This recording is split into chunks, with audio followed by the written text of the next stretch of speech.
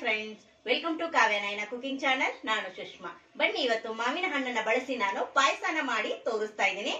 ತುಂಬಾ ಡಿಫ್ರೆಂಟ್ ಆಗಿ ಮಾಡಿ ತೋರಿಸ್ತಾ ಇದ್ದೀನಿ. ಇದುವರೆಗೂ ನೀವು ಮಾಡಿಲ್ಲ, ಹಾಗೆ ತಿಂದಿಲ್ಲ ಕೂಡ. ಸಿಂಪಲ್ ಆಗಾದ್ರೂ ಕೂಡ ತುಂಬಾ ಅಂದ್ರೆ ತುಂಬಾ ಚೆನ್ನಾಗಿರುತ್ತೆ. ನೀವು ಒಂದ್ಸತಿ ಟ್ರೈ ಮಾಡಿದ್ರೇನೆ ನಿಮಗೂ ಕೂಡ ಗೊತ್ತಾಗುತ್ತೆ. ಇವಾಗ ಮ್ಯಾಂಗೋ ಸೀಸನ್ ನಡೀತಾ ಇರೋದ್ರಿಂದ ಮ್ಯಾಂಗೋದಲ್ಲಿ ಏನೇನ್ ಆಗುತ್ತೆ ಎಲ್ಲವನ್ನು ಲಾಭಗಳನ್ನ ನಾವು ಮಾಡ್ಕೊಂಡು ತಿನ್ಬೇಕಲ್ವಾ. ಏನೇನ್ ಬೇಕು ಅಂತ ನೋಡೋಣ ಬನ್ನಿ. ಅರ್ಧ ಲೀಟರ್ ಆಗುವಷ್ಟು ಹಾಲನ್ನ ತಗೊಂಡಿದ್ದೀನಿ. ಹಾಗೆ ಇಲ್ಲಿ ತುಪ್ಪ ಕೂಡ ತಗೊಂಡಿದ್ದೀನಿ. ಡ್ರೈ ಫ್ರೂಟ್ಸ್ ನಿಮ್ಗೆ ಯಾವ್ದು ಬೇಕೋ ಅದನ್ನ ತಗೊಳ್ಳಿ. ನಾನು ದ್ರಾಕ್ಷಿ, ಗೋಡಂಬಿ, ಬಾದಾಮಿ ತಗೊಂಡಿದ್ದೀನಿ. ಹಾಗೆ ಇಲ್ಲಿ ಅರ್ಧ ಕಪ್ ಆಗುವಷ್ಟು ಶಾವಿಗೆನ ತಗೊಂಡಿದ್ದೀನಿ. ಹಾಗೆ 2 ಮಾವಿನ ಹಣ್ಣನ್ನ ನೋಡಿ, ಈ ಸೈಜ್ ಅಲ್ಲಿ ಇರೋದು 2 ಮಾವಿನ ಹಣ್ಣನ್ನ ನಾನು ಪಲ್ಸು ತೆಗೆದು ಬಟ್ಲಲ್ಲಿ ಇಟ್ಕೊಂಡಿದ್ದೀನಿ. ಹಾಗೆ ಇಲ್ಲಿ ಸ್ವಲ್ಪ ಕೇಸರಿನ ತಗೊಂಡಿದ್ದೀನಿ. ಹಾಗೆ ಏಲಕ್ಕಿ ಪುಡಿ. ಹಾಗೆ ಇಲ್ಲಿ ಒಂದ್ ಅರ್ಧ ಕಪ್ ಆಗುವಷ್ಟು ಸಾಬುದಾನಿನ ನಾನು 2 ಗಂಟೆ ನಾನು ಚೆನ್ನಾಗಿ ತಣ್ಣೀರಲ್ಲಿ ನೆನೆಸಿ ಇಟ್ಕೊಂಡಿದ್ದೀನಿ. ಇವಾಗ ನೋಡಿ, ಒಲೆನ ಆನ್ ಮಾಡ್ಕೊತಾ ಇದ್ದೀನಿ.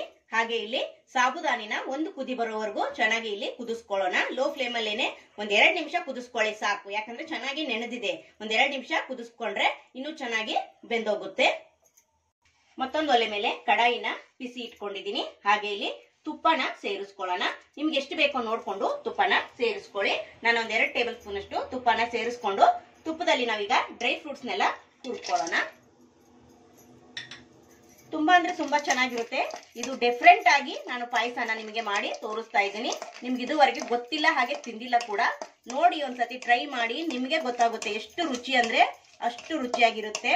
ಹಾಗೆ ಹೊಸಬ್ರು ಯಾರಾದ್ರೂ ವಿಡಿಯೋ ನೋಡ್ತಾ ಇದ್ರೆ ಪ್ಲೀಸ್ ಸಬ್ಸ್ಕ್ರೈಬ್ ಮಾಡ್ಕೊಂಡು ನೋಡಿ. ವಿಡಿಯೋನ ಎಲ್ಲೂ ಕೂಡ ಸ್ಕಿಪ್ ಮಾಡಬೇಡಿ, ಪೂರ್ತಿಯಾಗಿ ವಿಡಿಯೋ ನೋಡಿ ಸಪೋರ್ಟ್ ಮಾಡಿ.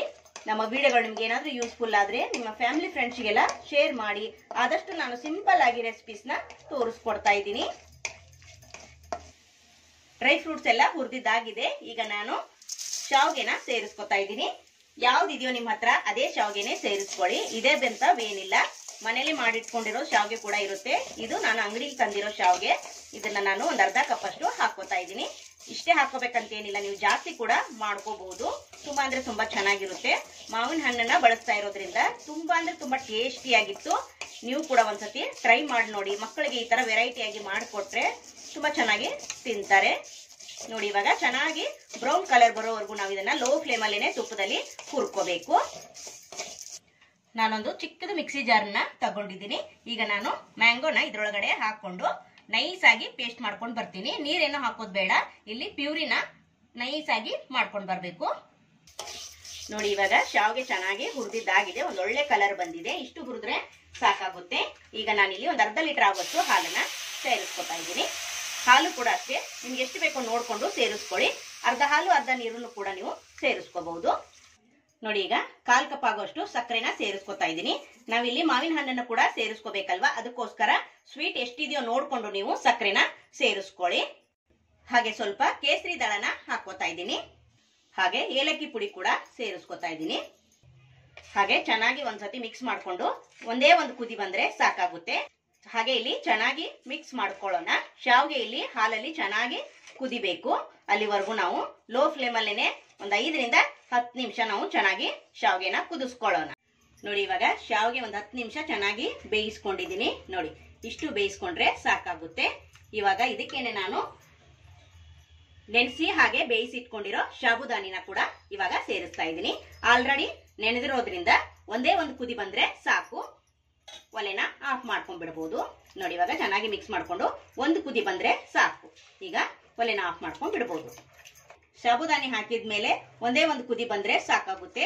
ಒಂದು ಕುದಿ ಕುದಿಸ್ಕೊಂಡು ಇವಾಗ ಇದನ್ನ ತಣ್ಣಗಾಗೋದಕ್ಕೆ ಬಿಡ್ತೀನಿ. ತಣ್ಣಗಾದ್ಮೇಲೆ ನಾವು ಮ್ಯಾಂಗೋ ಪ್ಯೂರಿನ ಸೇರಿಸಬೇಕಾಗುತ್ತೆ. ಯಾಕಂದ್ರೆ ಹುಳಿ ಅಂಶ ಇರೋದ್ರಿಂದ ಬೇಗ ಹಾಲೆಲ್ಲ ಒಡೆದೋಗಂಗಾಗುತ್ತೆ. ಅದಕ್ಕೋಸ್ಕರ ಇದು ಫುಲ್ಲು ತಣ್ಣಗಾಗ್ಲಿ. ಒಂದು ಕುದಿ ಬಂದ ಮೇಲೆ ನೋಡಿ, ಶಾವಿಗೆ ಪಾಯಸ ಫುಲ್ಲು ತಣ್ಣಗಾಗಿದೆ. ತಣ್ಣಗಾದ್ಮೇಲೆ ನಾವು ಮ್ಯಾಂಗೋ ಪ್ಯೂರಿನ ಹಾಕೋಬೇಕು. ಇಲ್ಲಾಂದ್ರೆ ಹುಳಿ ಅಂಶ ಇರೋದ್ರಿಂದ ಇಲ್ಲಿ ಹಾಲು ಒಡೆದಂಗಾಗುತ್ತೆ. ಅದಕ್ಕೋಸ್ಕರ ಫುಲ್ಲು ತಣ್ಣಗಾದ್ಮೇಲೆ ನಾನು ಇವಾಗ ಮ್ಯಾಂಗೋ ಪ್ಯೂರಿನ ಸೇರಿಸ್ಕೊತಾ ಇದ್ದೀನಿ. ನೀವು ಮ್ಯಾಂಗೋನ ಹೆಚ್ಚು ಕಡಿಮೆ ಮಾಡ್ಕೋಬಹುದು. ನಾನಿಲ್ಲಿ 2 ಮ್ಯಾಂಗೋನ ತಗೊಂಡಿದ್ದೀನಿ, ಮೀಡಿಯಂ ಸೈಜ್ದು. ಇವಾಗ ನೋಡಿ, ಮ್ಯಾಂಗೋ ಪ್ಯೂರಿನ ಹಾಕೊಂಡು ಚೆನ್ನಾಗಿ ಮಿಕ್ಸ್ ಮಾಡ್ಕೊಳ್ಳೋಣ. ಚೆನ್ನಾಗಿ ನೋಡಿ, ಮ್ಯಾಂಗೋ ಹಣ್ಣನ್ನ ಹಾಕೊಂಡು ನಾನು ಮಿಕ್ಸ್ ಮಾಡ್ಕೊಂಡಿದ್ದೀನಿ. ಇವಾಗ ನಮ್ದು ಮಾವಿನ ಹಣ್ಣಿನ ಶಾವಿಗೆ ಪಾಯಸ ರೆಡಿ ಆಯ್ತು ಫ್ರೆಂಡ್ಸ್. ಸೂಪರ್ ಆಗಿದೆ. ನೋಡೋದಕ್ಕಷ್ಟೇ ಅಲ್ಲದೆ ತಿನ್ನೋದಕ್ಕೂ ಸೂಪರ್ ಆಗಿದೆ. ನೀವು ಕೂಡ ಒಂದ್ಸತಿ ಟ್ರೈ ಮಾಡಿ ನೋಡಿ, ನಿಮಗೂ ಕೂಡ ಇಷ್ಟ ಆಗುತ್ತೆ. ಬನ್ನಿ ಇವಾಗ ಸರ್ವ್ ಮಾಡ್ಕೊಳ್ಳೋಣ. ನೋಡಿದ್ರಲ್ಲ ಯಾವ ತರ ನಾನು ಮ್ಯಾಂಗೋ ಹಣ್ಣನ್ನ ಬಳಸಿ ಶಾವಿಗೆ ಪಾಯಸ ಮಾಡೋದ್ನಂತ. ನಿಮ್ಗೆ ಇಷ್ಟ ಆಗಿದೆ ಅಂತ ಭಾವಿಸ್ತಾ ಇದ್ದೀನಿ ಫ್ರೆಂಡ್ಸ್. ನೀವು ಕೂಡ ಒಂದ್ಸತಿ ಟ್ರೈ ಮಾಡಿಬಿಟ್ಟು ಯಾವ ತರ ಬರುತ್ತೆ ಅಂತ ಕಮೆಂಟ್ ಅಲ್ಲಿ ತಿಳಿಸಿ. ನೋಡಿ ಸೂಪರ್. ಸ್ವಲ್ಪ ಚೆನ್ನಾಗಿ ಕಾಣಲಿ ಅಂತ ನಾನು ಮ್ಯಾಂಗೋ ಪೀಸ್ನ ಕಟ್ ಮಾಡಿ ಹಾಕೋತಾ ಇದ್ದೀನಿ. ಮೇಲೆ ಸ್ವಲ್ಪ ಬಾದಾಮಿ ಕೂಡ ಕಟ್ ಮಾಡಿ ಹಾಕೊಳ್ಳೋಣ, ಚೆನ್ನಾಗಿ ಕಾಣಿಸುತ್ತೆ. ನೋಡಿ ಫ್ರೆಂಡ್ಸ್, ನೋಡೋದಕ್ಕಷ್ಟೇ ಅಲ್ಲದೆ ಟೇಸ್ಟು ಕೂಡ ಸಖತ್ತಾಗಿದೆ. ನೋಡಿದ್ರ ಫ್ರೆಂಡ್ ಎಷ್ಟು ಚೆನ್ನಾಗಿ ಕಾಣಿಸ್ತಾ ಇದೆ, ರುಚಿ ಕೂಡ ಅಷ್ಟೇ ಚೆನ್ನಾಗಿರುತ್ತದೆ. ನೀವು ಕೂಡ ಒಂದ್ಸತಿ ಟ್ರೈ ಮಾಡಿ ನೋಡಿ, ನಿಮಗೂ ಕೂಡ ಇಷ್ಟ ಆಗುತ್ತೆ ಫ್ರೆಂಡ್ಸ್. ಈ ವಿಡಿಯೋ ನಿಮಗೆ ಇಷ್ಟ ಆಗಿದೆ ಅಂತ ಭಾವಿಸ್ತೀನಿ. ನಮ್ಮ ವಿಡಿಯೋ ನೋಡಿದ್ದಕ್ಕಾಗಿ ನಿಮ್ಮೆಲ್ಲರಿಗೂ ಧನ್ಯವಾದಗಳು. Thank you for watching. ನಮಸ್ಕಾರ ಫ್ರೆಂಡ್ಸ್.